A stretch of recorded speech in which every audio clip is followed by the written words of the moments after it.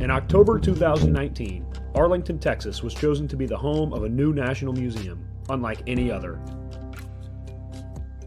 The National Medal of Honor Museum will be a unique home of military history. The 100,000 square foot museums will house exhibits, archives, and artifacts relating to the 3,500 U.S. troops who have been awarded the medal, the nation's highest honor for valor in combat. The museum will have 31,000 square feet of galleries dedicated to U.S. troops who have received the award.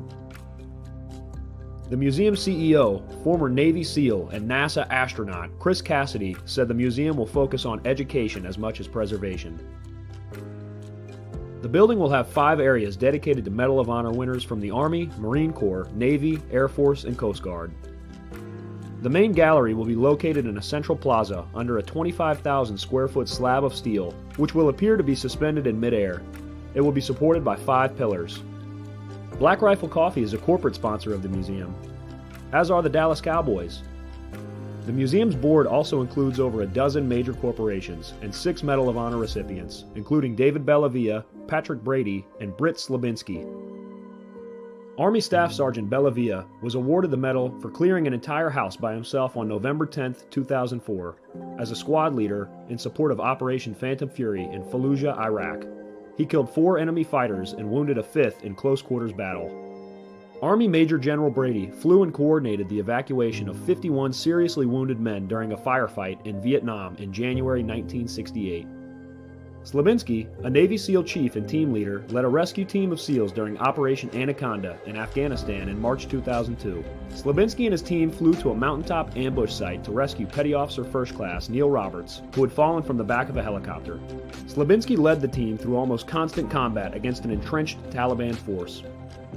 Along with the board members, former presidents Jimmy Carter, Bill Clinton, George W. Bush, and Barack Obama serve as honorary directors. The museum is expected to open to the public in late 2024. All right. Welcome back. MisFitNation, the MisFitNation show. We are a show founded by a veteran and hosted by 2 veterans and a military spouse. Our mission is to get people to tell their stories to the world. If you're an author, share your tips with the Misfit Nation. If you're a musician or an actor, our audience needs to know how they too can get into the business. Coaches, we love our coaches. Come on and share your tips with the Misfit Nation to help them become better versions of themselves. If you are a corporate leader or an entrepreneur, come on and show how you did it and how hard you have fought for success. If you are a veteran, first responder, or Gold Star family, we would love to have you come on and share your story with the Misfit Nation. We always have time for you. If you're feeling down, alone, or starting to see the darkness, stop. Think about those who are around you. You are not alone. You will be missed. If you feel like your problems will be a burden to those in your inner circle or feel embarrassed, dial 988. If you are a veteran, take option 1. We need you to keep pushing forward. Don't make a permanent solution to a temporary problem. If you are a new listener, welcome to the Misfit Nation show. Be sure to subscribe to our show on your favorite podcast app. Also on our YouTube channel at @the_Misfit Nation. Subscribe and click the bell to keep you up to date on our latest episodes and all of our news. You can also find us on Heroes Media Group and About Face Radio. Now, let's get to the show!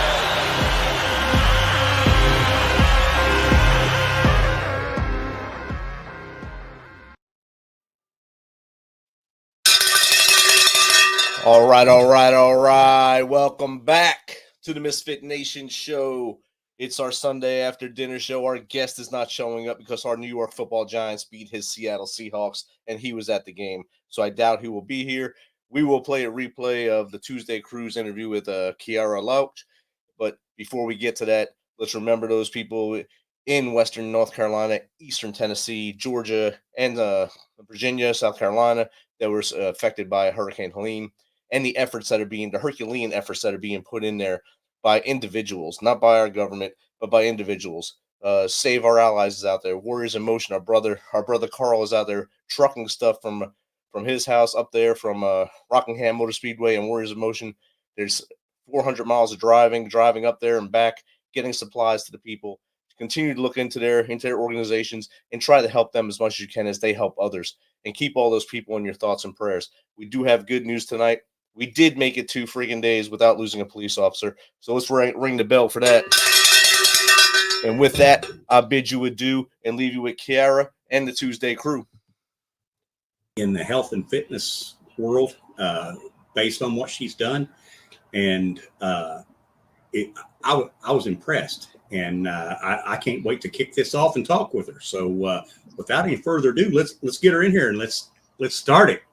Well, hey guys, we can stop the show after that intro. That was the most hyped up intro I've ever seen. I love it. Ready to go do something. Well, hey, right. We talked a little bit about your bio. Why don't you just go ahead and kind of fill in the gaps for us and start from wherever you want to start and bring us up to this point. All right. I think you might regret just giving me the wheel like that, but I loved. Oh, we'll cut you off. Oh, okay. Off the stage. Okay. I loved there. I think there was a little tidbit in your intro where it said the fight for success. You bring people on that have had to showcase the fight for success. And I think that's such a great way to summarize the way I've attacked everything in my life. So it's never been handed to me. It's never been delivered on a silver platter. It's always been something that I've either had to fight for or figure out the entrance from the roof to get into. I wasn't born a crazy athlete, truthfully, like really the only athlete in my family minus my brother. So grew up in Colorado, played softball as a kid, and then actually ended up breaking my back my senior year, quite literally. Broke 2 vertebrae and ended up putting on a significant amount of weight. Went into college at close to 240 pounds and ended up walking on to the rowing team at University of Louisville. I know we have some people who don't like University of Louisville here, but we're just going to let it ride.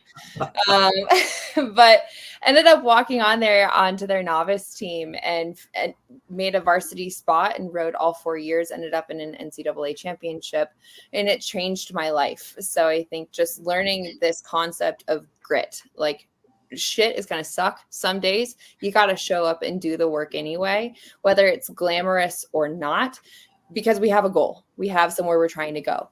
And so was a rower through college, ended up moving to Poland, working at the World Games, which is the counterpart to the Olympics, all of the crazy sports like in the air and pickleball and you name it. Went over, lived there, worked for the games, and just decided I wasn't done being an athlete and didn't know where to go, but wanted to go big. And so Googled what sports I could make it to the Olympics and not have done my whole life. Found bobsled. Didn't know what bobsled was, so I watched Cool Runnings and decided it was for me. And so I ordered a pair of spikes, like sprinter spikes, sent them to Park City because they run a combine very similar to the NFL. Showed up and right out the gate got interviewed by NBC's Olympic coverage team because that was the last Winter Olympics cycle. They interviewed everyone and everyone had a story why they deserved to be there and make the team. And then they got to me and it's still somewhere out there on the internet. And they asked why I thought I would make it. I said I had 0 qualifications. And I should make that team. And so did the combine, ended up not making it, but I knew I wanted to. And so I messaged the coach for the U.S. Olympic team at the time, sent him this message and said, I'll give you everything. I'll move. Whatever it takes. I'm your girl. And he said, this is interesting. Let's do it. And so I moved to Johnson City, Tennessee, which is where the Olympic Training Center is for that group. Ended up working and living there, and then was a pilot for the U.S. and then ultimately Canada. For every veteran, there is a story about a calling to serve, to fight for the freedoms of the American people. And every story has a struggle, a sacrifice, and invisible wounds. Warrior Watts programs help veterans recover from PTSD and invisible wounds through exercise, nutrition, and connecting with other veteran leaders. It is estimated that 22 veterans die each day by suicide, and another 30 veterans die each day by substance abuse. These are preventable deaths. Warrior Watt is committed to fighting PTSD through fitness, nutrition, and community.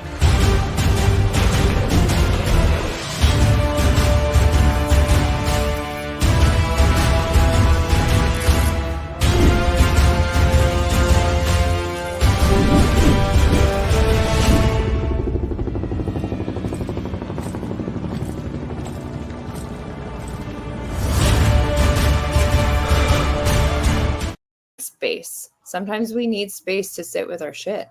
And so having someone who honors that and respects that, but then knows how to push you to get back on it and knows when it's time. Like, it's such a gift. And yeah, lots of lessons learned.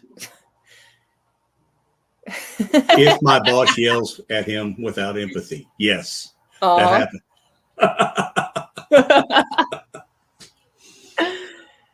happened. Ooh. Your top 5 things to do in the greater Colorado Springs area. Okay. I'm going to be really honest. I have spent some time out in Colorado Springs, not a whole bunch. So number 1 is the incline. So right outside of Colorado Springs near Manitou, near Manitou Springs is the incline. It's really known as like the hardest thing to do in Colorado. I don't know, but it's like this huge challenge. Very fun. It's a mile vertical. Mm-hmm. You don't have to go fast. It's just cool to do it. If you're getting off the plane and coming to Colorado Springs, though, give yourself a day to acclimate to the altitude. Just letting you know. And then go tackle it. So that one's cool. Manitou Springs right there, too, also has a bunch of cool restaurants, things to do, walk around. It's kind of a cute little spot, just tiny town. Otherwise, in Colorado Springs, cool little resort. Broadmoor, it's beautiful. If you're fancy and hoity-toity, go check it out, even just for a dinner. And then outside of that, Colorado Springs is actually, I think, as big or bigger than Denver Metro. So there's a ton to do, whether it's shopping or events or whatever. Colorado Springs. Go find something. Yeah, and I'll add to that the zoo, the Cheyenne Mountain Zoo up at the Broadmoor. It's not a big zoo, but it's very. I like to go in there in the wintertime. Because they had some snow leopards up there, and that's their time of year, and that was really cool. But I haven't been there since 1989, so it's changed a little bit. yeah, it's changed just a little bit. And touring NORAD, that's pretty cool. Mm-hmm. So but, know more than I do. That's just stuff I remember. But that was all pretty cool to do. Now, all successful people have certain things that they do every day. Mm-hmm. What do you do every day, and what is non-negotiable? What is something that no matter what, you have to do it every day? I love that. It's actually, I've, for the first time in my life, taken a pause to reset what my non-negotiables are. So forever, it's been reading, journaling, and movement, non-negotiable. And then something outside, even for 10, 15 minutes. If I go sit outside, I just need to be outside. Now I have built into my day, non-negotiable, 15 minutes a day, sitting with a blank piece of paper, dreaming. And it's not any distractions. It's not structured anyway, but it's dreaming about both those long-term things and then those immediate things. So what do I see myself having? What do I want to accomplish? How do I want to impact people? Okay. And I think we really quickly, I think all of us really underestimate the value of visualizing and spending time with those things. I had a brief moment last week where I'd always dreamed about having a new forerunner and competing in a bodybuilding show, whatever. And here I am last week putting something in my new forerunner and getting ready to do my bodybuilding show. And we realized okay, if we set this goal in our mind, then we can start reverse engineering that plan. But a lot of us have lost that muscle of dreaming at all. And so putting it out there, just letting yourself dream and come from the heart. It's a good one. All right. So if somebody wants to contact you, yes, and ask you your secrets to success, how do they do that? Yeah. So the best way right now, we are working on a website that we're launching ahead of kind of this business release. Best way to contact me is Instagram. Shoot me a message, follow along. I put out health and wellness tips every day, health, wellness, mindset, and relationships. So love doing that. I also just partnered with First Form, which is a supplement company. They really align with my personal brand, going back to the grit, the resilience, the unabashed owning of ourselves and presenting ourselves as who we are. So really aligned with them. So I'll be featured in some of their content coming up and aligned with their group as well. So perfect. Thank you for dropping the link. All right. And I've got one last question for you before we get out of here. Okay. What's 3 things that you would share with the world if you had the power to make the world a better place, like all of it? What's 3 things that you think that you would gift everybody? Number 1, I would give people the ability to see themselves as other people see them. I think a lot of us don't see ourselves for who we truly are and really underestimate ourselves and don't see our superpowers. But the people who love us, the people who see us, see those things and really want those things to flourish.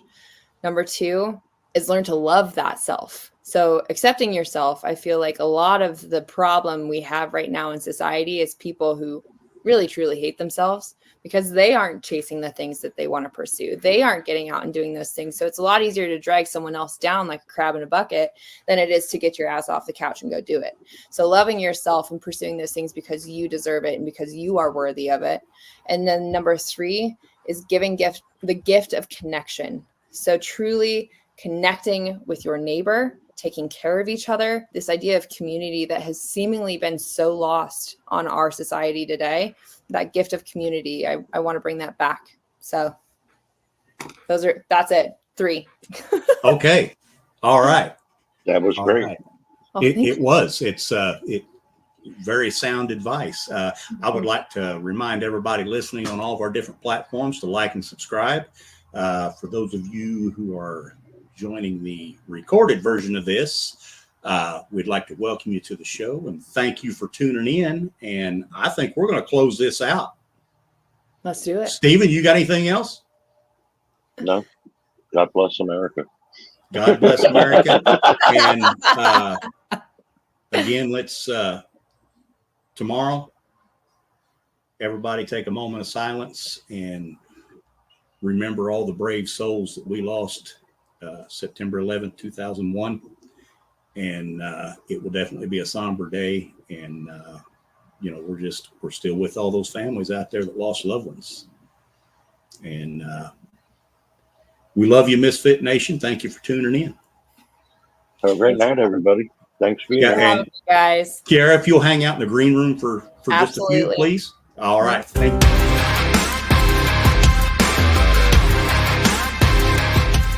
Thanks for checking us out and being a part of the Misfit Nation show. Don't forget to visit our website at themisfitnation.com. That's themisfitnation.com. Check out all our past episodes and get some of the great Misfit Nation gear for you and your family. As always, be humble, stay hungry, and keep hustling because we are Misfit Nation. Misfit Nation.